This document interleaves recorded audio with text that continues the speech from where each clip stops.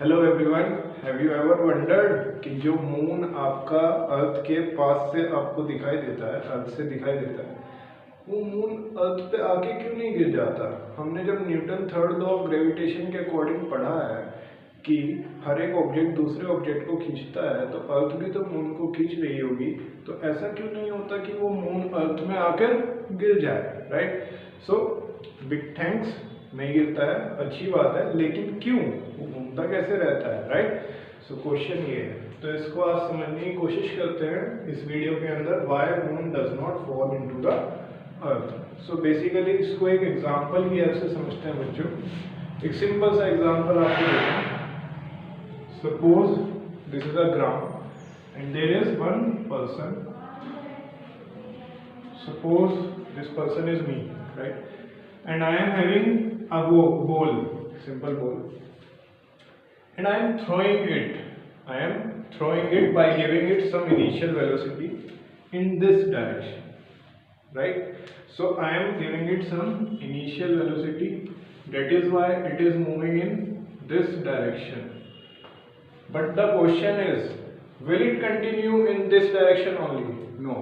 इसकी डायरेक्शन आप थोड़े टाइम में देखेंगे कि ये ऐसे आ जाएगा। Why? Because it is the phenomena which we already know, that is gravitation. Because of gravitation, because जो ये बॉल है इसको सेंटर ऑफ अर्थ क्या कर रहा है, इसको अट्रैक्ट कर रहा है, and that process is known as gravity, gravitation force, right? What will happen अगर मैं इसको थोड़ा और तेज वेलोसिटी के साथ फेंक दूं, तो क्या होगा? Ultimately it will come to the ground because of gravitation, right? So यहाँ पे क्या हो रहा है कि मैं इनिशियल वेलोसिटी तो इस डायरेक्शन में दे रहा हूँ, but ball does not continue with that direction due to the force of gravitation. Now what will happen next? आगे क्या होगा?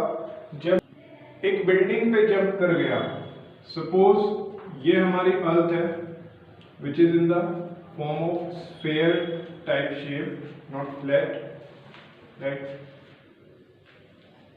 Sorry to flat earth believers. There is a very tall building, right?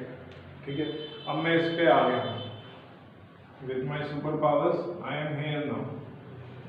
करना क्या है मुझे? करना वही है, सुपर पावर्स भले ही हैं, बट करना क्या? बॉल ही थ्रो करनी है, और बॉल को थ्रो कर रहा हूँ in this direction, right? What will happen? The ball will again goes to the ground because यहाँ पे जो सेंटर है ना अर्थ का, वो क्या कर रहा है? It is attracted that ball, right? And that is force of gravitation. But अगर मैं यहाँ पर और ज़्यादा सुपर पावर यूज करके और ज़्यादा फोर्स के साथ और ज़्यादा इनिशियल वेलोसिटी के साथ इस बॉल को थ्रो करूँ, तो जाएगा लाइक दिस। अल्टीमेटली फिर से सेंटर ऑफ अर्थ की तरफ अट्रैक्ट हो जाएगा, right? Again I am using a gun here, right, with for more velocity. अब वो ऐसे जाएगा, ऐसे जाएगा, ऐसे जाएगा, ऐसे जाएगा, लेकिन फिर से कहाँ जाएगा? सेंटर ऑफ अर्थ की तरफ आ जाएगा, राइट?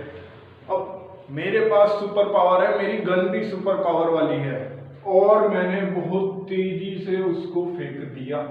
क्या होगा? जाएगा जाएगा जाएगा जाएगा जाएगा जाएगा, किसकी तरफ अट्रैक्ट होना चाहेगा? अर्थ की तरफ अट्रैक्ट होना चाहेगा। और मूव कैसे कर रहा है? हमेशा टेंजेंशियली मूव कर रहा है, राइट?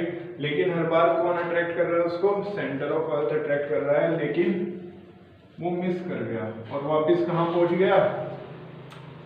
मेरे पास पहुंच गया, मेरे हेड तक पहुंच गया। मैं क्या करूँगा? एकदम से करूँगा, राइट? सो बेसिकली यहाँ पर क्या हो रहा है, आप ध्यान से देखिए कि ये जो बॉल है, अगर मैं इस बॉल को और बिल्डिंग को हटा दूं और इसकी जगह क्या रख दूं? मून, तो ये आपका अर्थ है, ये आपका मून है, जो कि इतनी हाई वेलोसिटी के साथ मूव कर रहा है इन टेंजेंट डायरेक्शन, बट उसके ऊपर कंटिन्यूअसली कौन फोर्स लगा रहा है? सेंटर ऑफ अर्थ फोर्स लगा रहा है, ग्रेविटेशनल फोर्स लगा रहा है। जिसकी वजह से वो सीधा नहीं जा पा रहा। अगर ये फोर्स नहीं होती तो it will move like that, ये एकदम सीधा जाता, राइट। बट ये जो सेंटर ऑफ अर्थ है, ये जो ग्रेविटेशनल फोर्स लगा रहा है, ये क्या करेगा, ये इसको अपनी साइड खींचने की कोशिश करेगा, बट मिस हो जाएगा। फिर से वो सेम वेलोसिटी से मूव करेगा, फिर से सेम वेलोसिटी से मूव करेगा। सो लिटरली यहाँ पर क्या हो रहा है, हर बार कंटिन्यूअस रोटेशन हो रहा है, और इस कंटिन्यूअस रोटेशन को ही, इस रिपीटिव रोटेशन को ही ऑर्बिटिंग बोला जाता है। This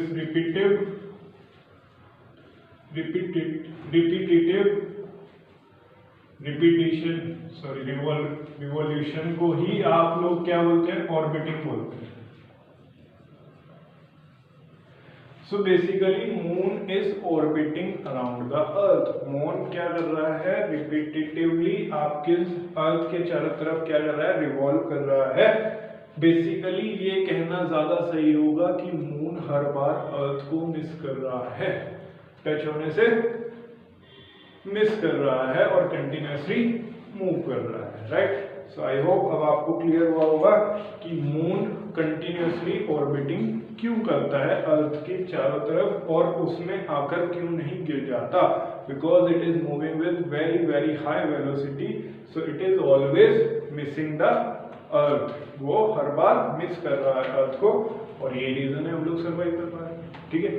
so thank you very much, have a nice day, like this video, share this video, subscribe to the channel.